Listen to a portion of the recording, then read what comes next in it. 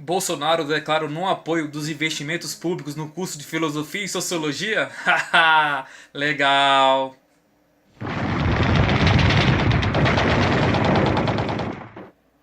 Então, pessoal, para entendermos melhor esse preconceito do presidente Bolsonaro com a disciplina de filosofia, é só voltar lá no ano de 64, né? Há um pouco mais de 50 anos atrás. Né? Nessa época, a filosofia foi abolida do ensino médio. Né? No regime militar, eles não queriam um povo pensante, um povo que questionasse. Né? Teve até música, na verdade, do Padre Zezinho que foi censurada. Porque o Padre Zezinho não se contentava apenas em cantar a música falando de Deus, mas sim música com contexto de crítica social. E isso incomodou o governo na época e ele censurava. Né? Qualquer pessoa que fosse contra o regime era censurada, era silenciada. Né? E como o governo militar silenciava as pessoas? Simples, matando, torturando, dando sumiço até em crianças. Essa era a forma que o governo, na época ditatorial, conseguiu para silenciar o povo. Hoje pela manhã nós vimos aí o apoio do Bolsonaro ao ministro Abraham Van Trove. Né? Abraham Van Trove falou que vai diminuir o investimento no curso de Filosofia e Sociologia, alegando que esses cursos não são tão importantes. Irei ler aqui um trecho da postagem do Bolsonaro em seu Twitter. A função do governo é respeitar o dinheiro do contribuinte, ensinando para os jovens a leitura, escrita e a fazer conta, e depois um ofício que gere renda para a pessoa e bem-estar para a família. Então, o Bolsonaro basicamente disse que o que importa é ler e fazer conta, ou seja, é português que importa e matemática. Mas o presidente mostra total ignorância a respeito da filosofia. A filosofia tem um grande pé na matemática, né? Tivemos grandes matemáticos que eram filósofos, né? A filosofia está atrelada à matemática, em grande parte do seu estudo, né?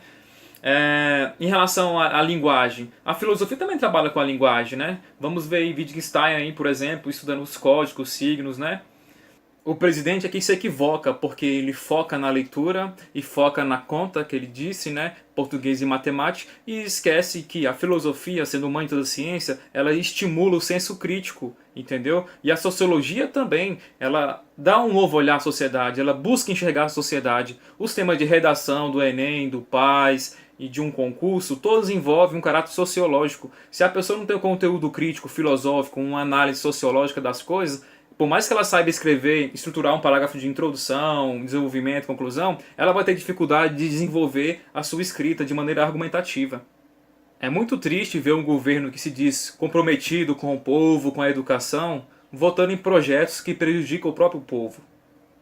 Então, o próprio Bolsonaro reconheceu que essa PEC 241, a PEC dos gastos, prejudicaria o povo. Por isso que ele falou que ia votar contra e que não ia se aliar ao Temer. Logo em seguida ele votou a favor.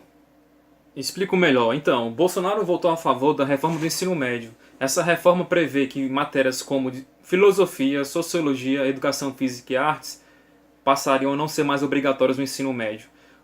Bolsonaro também votou a favor da PEC 241, que é a PEC do teto dos gastos, né? Essa PEC aprovada, ela prevê o congelamento dos gastos públicos durante 20 anos, que pode incidir sobre educação, saúde e segurança. Você pode estar aí se perguntando que relação tem a reforma do ensino médio com a PEC 241, que é a PEC dos gastos, e a relação com a filosofia. Além dessa reforma do ensino médio prever a retirada dessas disciplinas que eu mencionei, ela também prevê o ensino integral, ou seja, o aluno passaria a estudar praticamente o dia todo. Atualmente são 800 horas no ano letivo. O aluno fica 800 horas durante o ano estudando.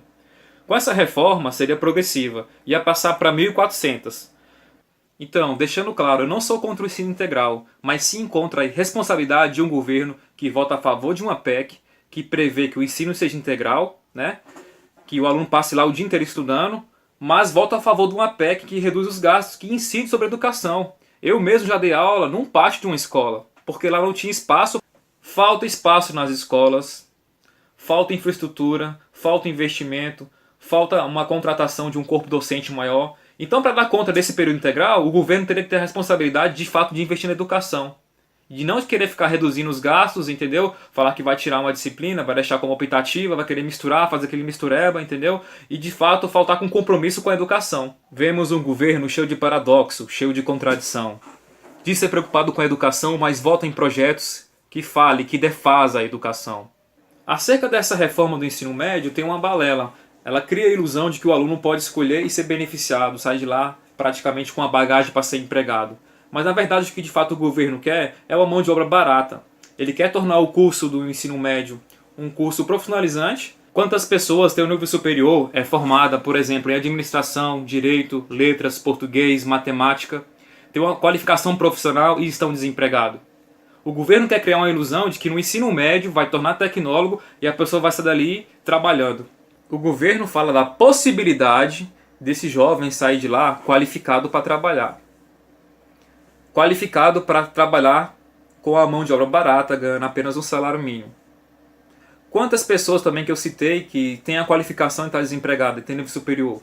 E quantas pessoas que é formada em administração, direito, não estou discriminando, mas está trabalhando numa loja de vendedor para ganhar apenas um salário mínimo, que não chega nem a R$1.000.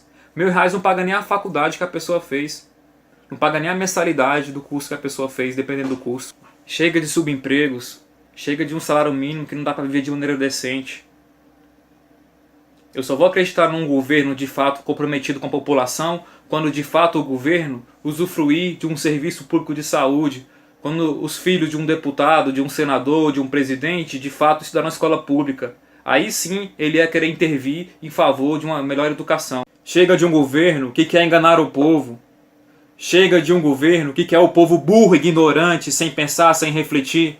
Enquanto isso, a sua arma ainda é o pensamento. Não se cale, questione, pois a filosofia ainda vive.